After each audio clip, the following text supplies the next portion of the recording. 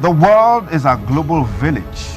And that's because information travels beyond boundaries. And on this morning on RTV, we guarantee unbiased analysis on topical issues that will educate you, entertain you. So join us. Join us. Join us. Join us. Join us. Join us. Every Sunday to Thursday, 7 a.m. to 10 a.m. on your ultimate news and current affairs program on television. This morning on ITV TMI. Join us. Good to know you joined us this morning on TMI, the Thursday edition. Wonderful morning, 27 minutes gone past the past hour of 8, right here in this part of the world. So just in case you're watching from outside the country, you know what the time is right now. Now quickly, time for us to start off with our discussions this morning. I told you today we're going to be looking at something really interesting. One of them would be the amendment made to the Edo State local government electoral law, and the document that sets up EDSEC. We're going to be discussing that in just a touch. But just before that, the Yuletide is here. One very important thing about this season is the fact that as people plan to marry, there's also those persons planning to take advantage of the fact that people are happy to perpetrate crimes and make people unhappy also. So we're going to be looking at security this Yuletide in just a touch. Joining me this morning to do that is a security expert, a retired superintendent of police. I'm talking about Mr. Saturday Osazuwa, Okao. Many thanks for joining me this morning. Thank you, my brother, for having me. Okay. All right, so let's start off. Why does it feel like during the Yuletide, crimes and criminality seems to be on the increase, especially in this part of the world? Not like it's peculiar here, it happens everywhere, but why does it feel like it tends to be on the increase at this time in the year? Thank you very much. Crime is akin to anything else to do with festivity. Okay. It's occasion because many people don't understand the reasons why festival, or maybe a time festive period, is always on. Okay. Like I told you, thank God so we are talking about the Christmas festivity. It is born out of the birth of Jesus Christ, who came to die for the sins of the world. Okay. That is the original concept, but it is being misconstrued by many people. They just believe when there's festival, you must get everything the way you want it. You want to build a new house, you want to get a new car, you want to cook this, you want to have that. And this alone will create kind of tension. It will create an atmosphere that will, take people out of their real, focus. Okay. Then, if you don't have it, you cannot give it. If you do not have it, you cannot give it. You see the hustle and bustling. The original concept is being, eroded. They want to get money to celebrate Christmas. It is said that if you know what you are pursuing, you lay down the principle to get what you are pursuing. Okay. Why true Christians are desiring to have a sober reflection on how to change their lifestyle, to do that which Christ has, given them. Some who don't know the real meaning, they go about trying to get money at all costs, like I told you, to get all the material things how to get drunk and get, other things that is not worth it. It is a factor that needs to be considered. Okay. Like I told you, it's not limited to December alone. Every festival in this part of the world is occasioned by people trying to get the best of it, and by so doing, they go into crime. Okay. All right. So just quickly, let's begin to look at staying safe this period, because there's just a whole lot you can relate with festivity, especially this time of the year, from kidnapping to burglary, armed robbery, and all of that. So staying safe this season, what can the person out there that can't afford to have a personal security, what can the person do as regards security this period? Thank you very much, my brother. You see, that thing they call security is all encompassing. Okay. Like I said sometime, I think in this platform, I have said, if you want to get the best of it, especially the DPO of all divisions, starting from the Commissioner of Police, usually in a time like this, what they call operation order is drawn from the headquarters. Okay. Why do you draw it? You study the modus operandi of, crime over time. Without what is, I want to tell you one thing. What is rampant in this place, it may not be as in other areas. Yeah. So what they do, the situation report of the DPOs or the Commissioner of Police is used to draw what they call a program. This is operational order. Okay. The DPO shouldn't stop at that. He too, because it's on grant, he should add values to his own work by visiting we have the landlord associations. You can zone them, have regular meetings with them. Because like you said, it is not possible for everybody to have police, security guys within their localities or their homes. So the coming of the DPO to sensitize the landlords, I think it goes a long way to assist in providing security for the people. Okay. Quickly, let's also look at reporting, because that's one thing. A crime is happening, it's being reported. Most people have always complained about response time, between when a crime is reported and when the responders, which in this case, we're talking security, the police, when they get to the scene. And, I'm thinking over the years, I expect that at this point, more should have been done as regards response time, because most times you have that a crime is occurring, someone is able to put a call across either to the control room or to the DPO or somebody within the force, and then alerts them of a crime taking place somewhere. But between when that call is made and when they get there, everything has happened already. If it was a kidnap taking place at that time, the person has been taken away. In fact, the kidnappers had gotten safe. So let's look at all of that. Remember, you're not far from the truth. I think I was out to come here this morning for a program. I came here early before time. Okay. Sometimes where you come from matters too, orientation matters too. Like I said, sometimes, similar to the question was asked sometimes, I told them, well, you cannot give what you don't have. Okay. You see, I said again here that what you do every time becomes part of you. Practice makes permanent. I'm repeating it again. What you do every time becomes part of you. That does not guarantee perfection. Okay. It is when it's being supervised you get perfection. When I was serving, I originally left as a DP of a division. Okay. I saw decay. Cases are reported, the responses wasn't just do good. So what I did eventually was I started sensitizing my men. Look, if a case is reported, whether I'm going to get the best or not, you go there first. That quick response goes a long way to get a better thing for you to do. Okay. Don't if there's a house breaking, let's say burglary, and the case is reported. What is expected to be done? You go there early enough so that those vital elements for investigation will not be tampered with. If you delay it and somebody will just passing by, they can just kind of damage the evidence you needed to prosecute a case. Most times cases fail for that nation.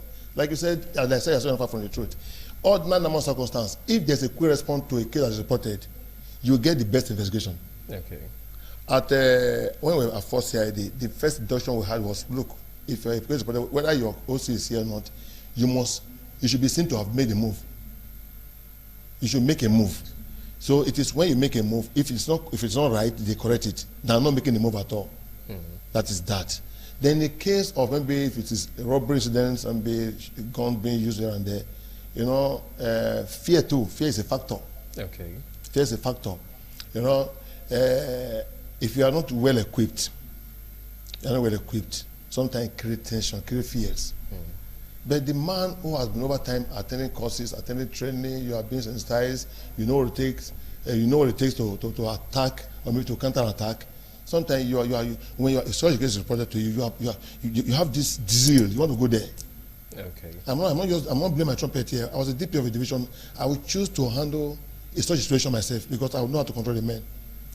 That's what we're doing then. Like I said, we are not far from the truth because it is of a truth that when cases are reported, the responses sometimes is so clumsy, so delayed that you end up not getting the best you ought to have gotten if you went there early enough. Okay, so judging by what you've said right now, it feels like it's a case of the responders not being well prepared for the task. They are being paid for because the question in my head right now is during festive seasons, do you have regular trainings? I'm talking about while you were there. Were there regular trainings as regards this period? This is what is peculiar with this period. I told you operational order. I think it's been drawn. Apart from drawing operational order, operational order is some sort of instruction how to go about it. But then the thing is, how do these men go about interpreting that instruction? Because you have to have some certain level of knowledge, which comes from training and retraining. It starts for the purpose. It starts for the man that is at the end of affair. Excuse me. Okay. Like I told you as a DPO, you are supposed to run a program for your men every other time, weekly. Okay. When I was doing that, every Tuesday I run a program for them. The first thing I tell you, if you hear the shot of a gun, that implies I've not died. There are principles you must follow. If you hear a gunshot, this is what you do, this is what you do. This helps to build these boys. If you just come, enter the vehicle, go and start patrolling, start doing these things, and they hear gunshot, they'll be taken unawares. Like I told you, you must build their mind. Okay. Before this program, you got to prepared. So you're asking this question because you've thought about these questions, and you're asking, and these are jamming questions that needed a good answer too. Okay. So like the DPOs or those who are in the aim of affair now, over time, bring these boys out. Not just say, go to the road and start. Let me shock you. I was coming from my locality here sometime, very close to Unibend there. I saw a policeman, he alone, standing on the road. 4 others were discussing football. I couldn't just do anything to revise back to my friend. I said, do you know the ultimate of 35 years? He said, what do I miss? I'm not in uniform. He said, what do I miss? He said, 35 years is the ultimate. That if you are alive to 35 years, which means you are a winner, rank notwithstanding. You send that boy out there alone there, you're supposed to be a cover-up. That 4 or few years time together is a single target. You can be taken unawares. One man that is bold enough can take you unawares. That guy who's alone there can be taken unawares as well. I said, it is when you post men where men are well positioned, even if a robber or whatever is coming, the first thing that touches his mind, if I strike this one, other will respond. You know, all those things need to be inculcated on these boys before they go on patrol. And it should be a daily thing. I was doing it, but I'm on air. Ask question. My friend Falling, this morning you are going on patrol. I don't want to lose any soul. Then you, the inspector, you are in front. If it's an ASP, driver are there. I have 2 men. Most usually had almost 6 men in my patrol teams. 2 of them must be at the back to have a back cover. So you don't take it from the rear. You have the 2 men in front, the commander. You have the 2 men at the side, depending on the men you have. You have the 2 at the back. If it's only 1 at the back, that 1 at the back stands as an open mark to give a cover to those who are facing forward. All this thing, when you keep saying this thing, I told practice makes permanent, but supervised practice makes perfection. Okay. When you supervise it, it becomes perfect. It becomes part of them. Ordinarily, it becomes part of them. You're like when you train. What you do every time becomes part of you. But you have to be talking, not just going to the office. They go outside the office, maybe start trading files. Come out, be in the field. Let them know. Look, my DP can always do this. My CP can do this. That is what it should be. Okay, so let's come down to the citizenry now. You know, these persons like myself that are not trained for situations like, you know, robberies, burglary, kidnapping, and the rest. If I am, you know, in a crime scene, what can I do immediately? Thank you very much. It depends on the kind of crime we're talking about. Okay, so let's break it down for each and every one of them now. Okay. Basically, I mean, this period, we know the very random ones: burglary, armed robbery, snatching, kidnapping, and the rest of them. Okay. Let's start from the burglary thing. Okay. You know, we have housebreaking in law, housebreaking and burglary. If it's done at night time, it's burglary. Daytime is housebreaking. Okay. Other numbers, we don't pray for a victim. Other numbers of circumstances, if a house is broken into, since you don't have the wherewithal to do that investigation, what you need to do first is report to the appropriate authority. Okay, so what if I'm inside while it's happening? The person is trying to gain entry. Okay. And, you know, I know making a call will put me in jeopardy. You don't do that. You don't do that. If you are taken unawares and they're already with you, and your main call is going to be very precarious, you don't do that. Okay. You say, I will suggest compliance. Okay. You comply. Let them get what they want to get. Your life is worth more than what they want to take. Go and check the problem people had. Is when you want to prove that you are too stubborn, you want to show that you are strong. Okay. You don't struggle with a man that had a gun.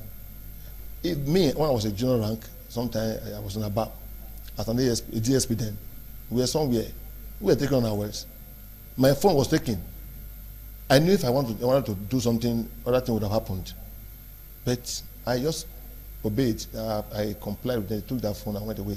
Not quite long, the guy was eventually caught. We threw that phone, see. So if you want to struggle because you think you are a strong man, you can be killed. Okay.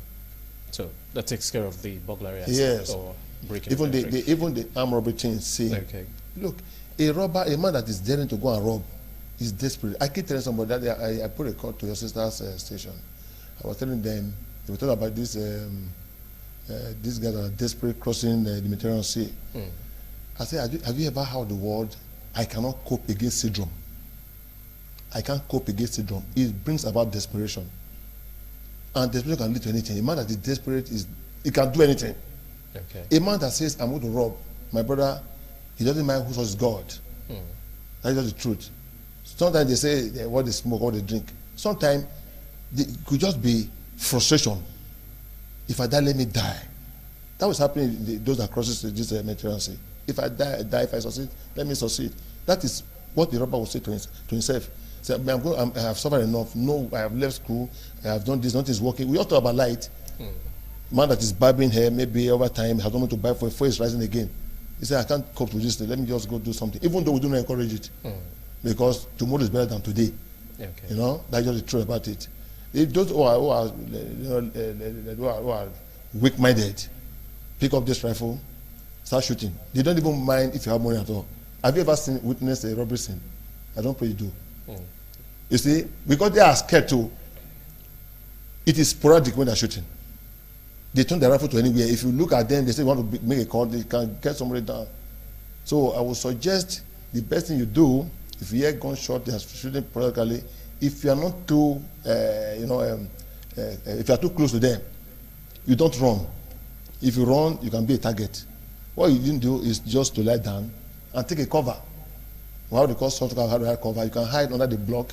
The bullet cannot penetrate the block easily. A soft cover is you can hide inside the flower, you lie down. And if you are done, there's evidence that this man has given up. He's not going to report us. If you are running, you are picking up phone to one report, you are a target. Okay. Then in the issue of kidnapping, we keep saying it. A man that is this, what we call adoption and kidnapping, they are two different things. Two different things, yeah. You see, those that are kidnapping, they want money. They don't want your life. So you are expected, you are expected to cooperate with them, optimally. You need to cooperate with them. Okay. Because if you want to argue with them, if you want to prove stubborn, they can do the otherwise too. What they need from you is money. That is my submission on this. Okay, so the thing is safety first. Safety Just first. Be sure to be safe first of all. Generally, I am an instructor in self-defense. Okay. I'm living here right now. I'm going to a stadium because we have a championship judo. Okay. I'm technical director of judo in the state. Okay. So I coined a definition of self-defense. A personal thing. I said it's an art or consciousness of saving oneself from being attacked, or when attacked from being injured. It's broken into two here. You have the consciousness and the art. The consciousness comes before the action. The consciousness is to ensure that you are not being attacked. If eventually you are attacked, what you need to do not to be killed. Okay. It's just a principle, it's a concept too. What do I do? If I see a vehicle driving one way, I shouldn't say because I'm on the right way. I will avoid him. I see a man coming towards me furiously, maybe with a gadget or whatever, I will avoid him. Okay. It's not that I'm afraid, but I'm being conscious. You are in the house now, you've got BS right now. Most times you trim your BS with your blade or whatever. Your little baby is seeing you. And when you're sleeping, you're tired overnight, you just pick up the razor, want to shave you. You're not being conscious. You're expected to hide your razor blade up where they cannot get to it, or needle. These are consciousness. All right. Okay, so, like we've said, safety first, that's the main thing. Yeah. Think safety, even if you're in the center of the situation at that time, being alive first, before making a report is very, very important. Very well. Okay, so just one word from you just before we leave, talking security this Yuletide period. Yeah, I want to sincerely tell everybody that we will have Christmas and there are other festivities ahead. Okay. The man that's alive is the man that celebrates Christmas. Okay. You see, I told somebody, I said, when you are making a resolution that is not born out of what you think about it, it doesn't work. Say, next year I will not drink, I will not do this. There must be reasons why you're saying that. If you say it just for the fun of it, you might end up getting it. Be sure that you are going to get a better Christmas ahead, not now. Okay. Even if you cannot buy whatever you think you want to buy this time, you don't need to kill yourself. You don't need to start doing what shouldn't be. Just pray that one day it will get better. All right. Okay, thank you very much. SP Saturday, Osazuwa, Okao, retired. Thank you very much for your time this morning and, the ideas you've shared with us. I hope, everyone takes this and then inculcates it because, like we've said, staying alive is the ultimate. The only way you can report a crime is if you're alive. All right, so don't try to play really smart most of the time. I think wisdom, like they say, is profitable. Do stay tuned. TMI continues shortly. Our next discussion comes on board in just a touch.